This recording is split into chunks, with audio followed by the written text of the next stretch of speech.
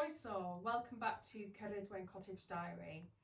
We're going to film a house tour today because lots of people were asking for another one, and also there are some rooms in the cottage that we haven't shown you. It's not going to take very long because it's not a very big cottage, but some people did have some questions. So we bought the cottage over 7 years ago now, and it was in a really bad state. So a very old lady, she was 105 when she died, lived in it before us. And her husband in 1960 bought the cottage and renovated it to the taste of the early 60s. So they covered up every lovely original feature in the cottage, put down interesting carpet and wallpapered in sort of psychedelic wallpaper every room in the cottage. So for all intents and purposes, it sort of looked like a 60s property. There was absolutely no character to be seen at all. I bought the cottage after going through a divorce, and basically it was the first we ended up viewing two cottages, Daisy and I. We looked at a cottage about an hour away, which was the area that we were living in prior to this, still in Wales, and we looked at this property. And the reason that I decided that we would have this property, they were the only two cottages in the general area that we wanted to live that I could afford at the time. Because I'm self-employed, it's very difficult to get a mortgage, so I had to be able to buy a property outright with cash, which, considering I didn't have very much cash, it was actually miraculous that we managed to buy a cottage at all. So we looked at two cottages. This is the cottage that I preferred, mainly because of the garden. So even though when we went to look at the garden, we actually couldn't get into the garden, but the estate agent had insisted that they had been told that it was a large garden. That's all they knew. They knew that there was a greenhouse somewhere which you couldn't actually access at the time. And he was just told that it was a large garden, so that was it. And yeah, even though I couldn't see it, that was what clinched it for me, and I knew that it was south facing. So yes, we didn't search for a long time. We had been looking actually for years. My divorce unfortunately took a long time to sort out. So we had looked for years, but I wasn't quite sure how much I would have. It turns out my divorce settlement was really bad, so we got a lot less than we had anticipated. So we really had to then reduce our expectations for what we could afford. So as I say, this was literally the cheapest property on the market at the time.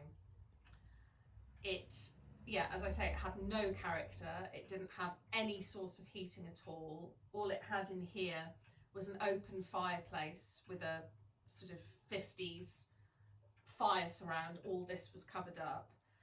And but unfortunately, a chimney sweep had been to see the cottage and told me that he basically condemned the chimney and said, you can't use that, it isn't safe. So when we moved in, unfortunately we moved in December, 2 days before the winter solstice, and we didn't have any source of heating at all. So it was incredibly cold. We didn't have a source of hot water. We just had to boil kettles, and it was really, really scruffy and messy. I tried to do a little bit of renovation work before we moved in, i.e. we had some of the electrics improved because the wiring was not good. But we just had to move into it. The bathroom was disgusting. But yeah, that's all we could afford. We had to be pragmatic about it and philosophical about it. We moved in absolutely freezing. It was about 9 months till we had heating and hot water. of course, that was a challenge, particularly over the winter months, but it was just one of those things. You know, we had no option. Either I could have, because after my divorce, Daisy and I were renting actually quite a large detached farmhouse, and we had got used to quite a lot of space, but I made the decision that it was nicer for us to have a property that was completely ours, that we could work on and decorate to our own taste, that we could do the garden and not think, oh well, that's going to be a waste of time, because we might end up having to move out if the owner decides to stop renting the property that we were living in. So I thought it was a better move to buy a cottage. So yeah, we did that, and we don't regret it. It is absolutely tiny, but we've made it our own, and we think there's a lot of character. So we're going to insert, it's really annoying, I didn't think of taking photographs of the renovation process and the before and after till we'd already done a little bit of work to the cottage. I really wish that we had taken photographs the day we moved in to show just how awful it was, but I still think you'll get a feel for the sort of work that was involved, and how little character was actually on show. So in here, I'll quickly go through it. There was a really unattractive carpet all the way through the cottage. It was the same carpet all the way through, and it was absolutely filthy as well. So we took that up, and we'll insert, the only picture that we've got of the carpet is the carpet that was on the stairs, which was the same everywhere. So we'll insert that picture here for you to see, get an idea of what we were dealing with. And in here, we didn't really do much apart from sort of clean up for quite some time in this room. But it was actually when you were away on a youth camp, wasn't it, one summer, I suddenly decided that I think it was the first summer. Yeah, the first summer we were here. So we moved in December, and then the July or August when you were away, I suddenly decided that I thought there must be an inglenook fireplace here. So again,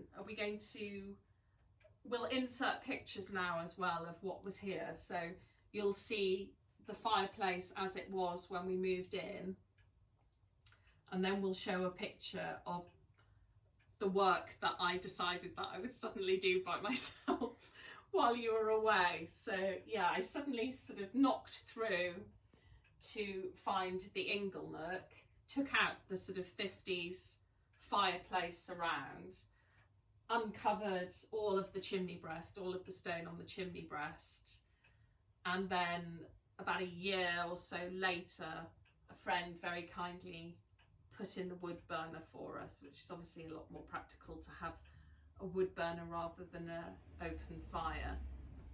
So at the same time as exposing all the fireplace, I decided I would also take off all the render off this wall.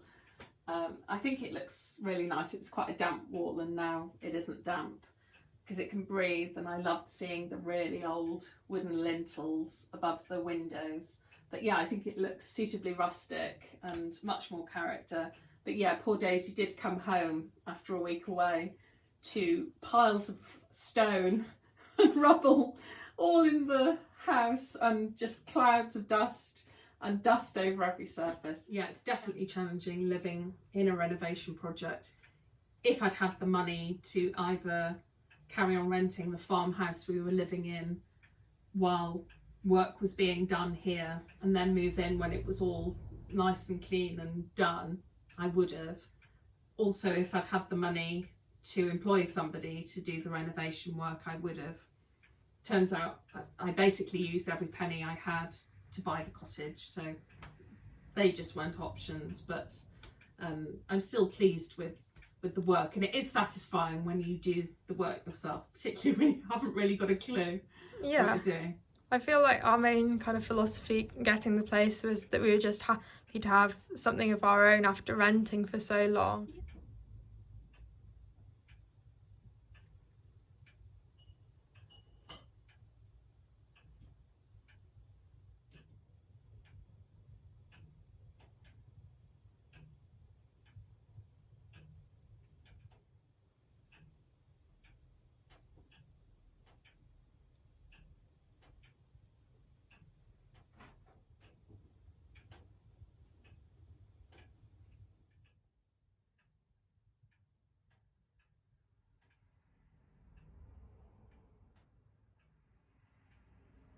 And as you'll see from the photo of how it was when we bought it, I have replaced this window as it wasn't in keeping and it was very badly damaged.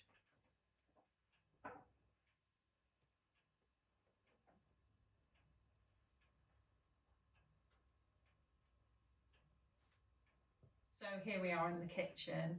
We did do a bit of work in here before we moved in, so we did expose the inglenook fireplace in here for the practical reason that this was all bricked in and there was literally nowhere to put a cooker, so we had to dig out that get out the bricks from there, so we had somewhere to put the cooker.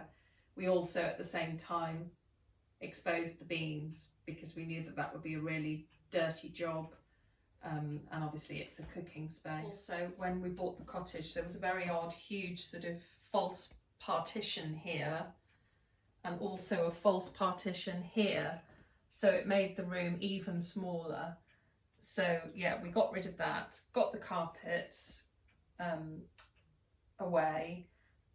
There was a really gross sink here, which again, we will link in photos of what it looked like, which we had taken out, and then I had a Belfast sink that a friend was getting rid of put in.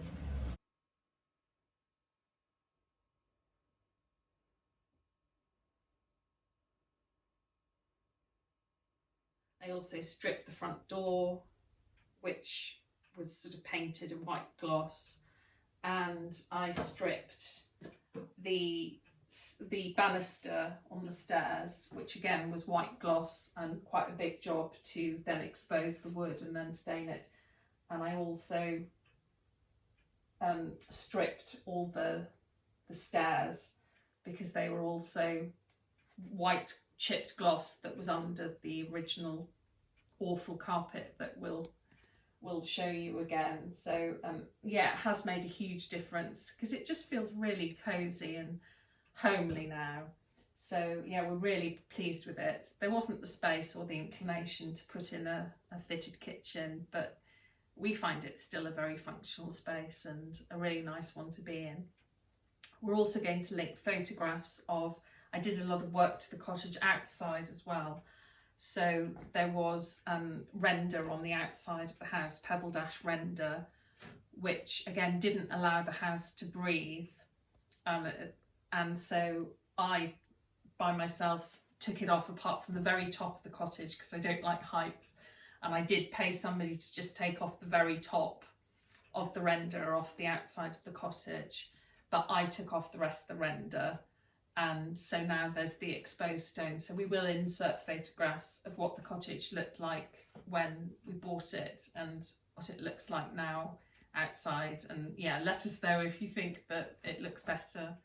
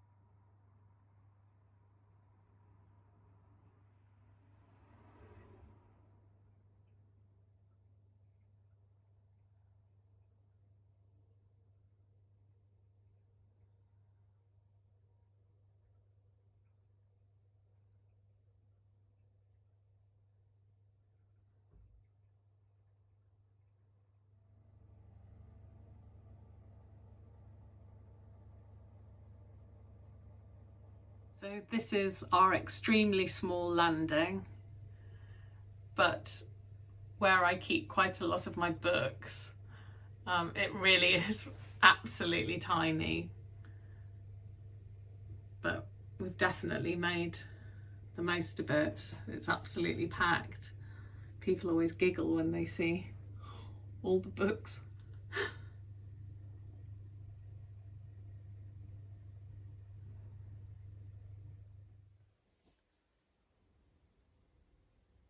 And this little space is my bedroom. Very simply furnished. I like just a very simple, plain and rustic utilitarian space. I do like my candles. It's very relaxing, isn't it, to have candles? And so, yeah, I've just got my chest of drawers. My bed, this is an original Victorian brass bed and a original Victorian blanket. Got the shutters that we showed you on a previous video on all the windows that make it really cosy. They block out the light when we don't want it. They block out drafts in the winter. And they just really suit the rustic look of the cottage. I love my wonky wall there. Just my very simple bedside table. My candlesticks are all vintage. They're either Georgian or Victorian. And all the lamps in the cottage are original Victorian oil lamps that have been converted to electric.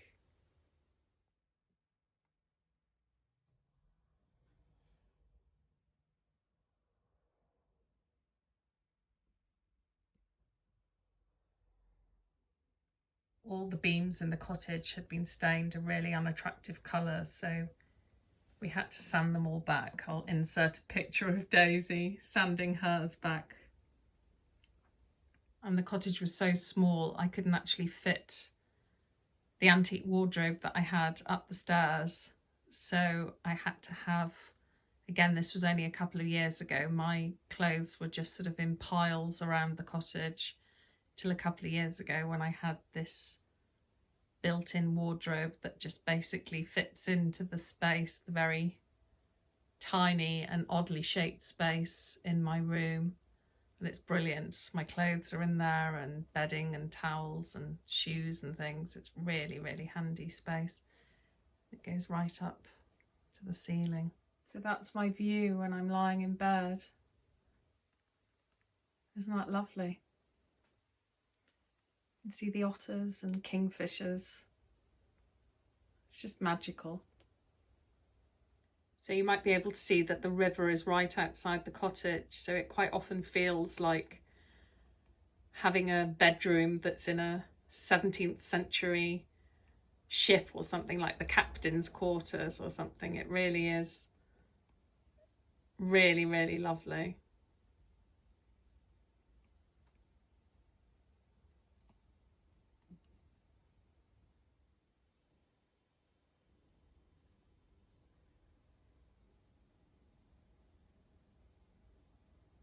And this wall looked very different when we first bought the cottage.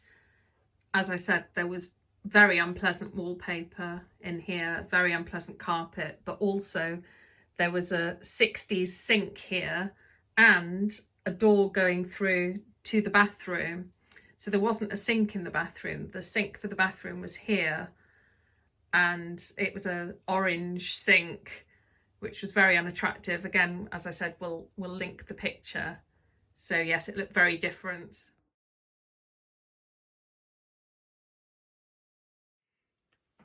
And this very small room is obviously the bathroom.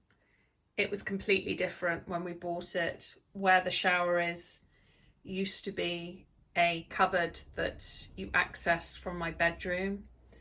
There used to be a very unattractive bath here where the door now is. So we got rid of the bath. There really wasn't the room for a bath in this very, very small space, and put in the shower cubicle instead, and managed to put the sink in here. As I say, the sink for the bathroom was originally in my bedroom, and on this wall here where the light is, that was a door as well coming through. So there was a door coming through from my bedroom into the bathroom. So it really wasn't a practical or attractive space, and it certainly wasn't in keeping with the cottage. Again, I exposed this wall to show the stone. I really like seeing exposed stone. I do like that rustic look. It gives so much texture and warmth, I think, to a space, particularly to a bathroom that can look a bit cold and clinical if you're not careful. I stripped the floorboards in here, and obviously stripped the beam as well in the bathroom, which was stained, as I say, really unpleasant colour, and had this little skylight put in because there wasn't any natural light in the bathroom prior to that, and had this little cupboard made from the old door that went through to my bedroom. Definitely an improvement, I think.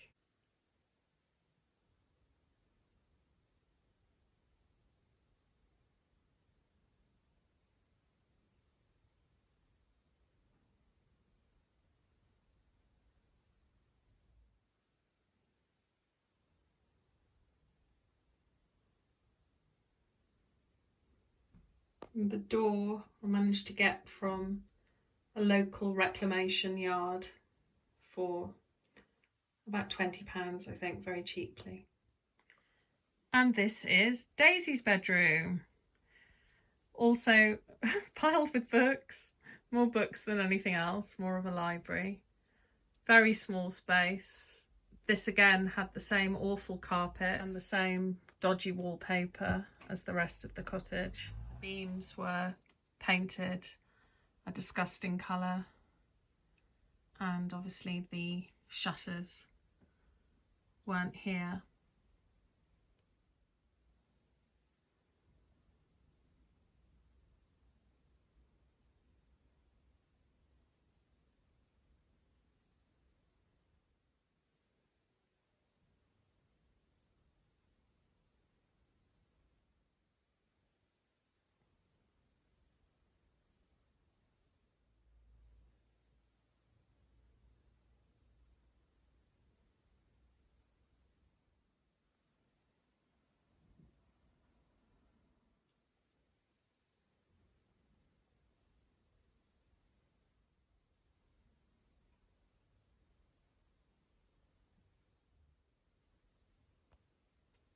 So I really hope you found the tour interesting and enjoyable.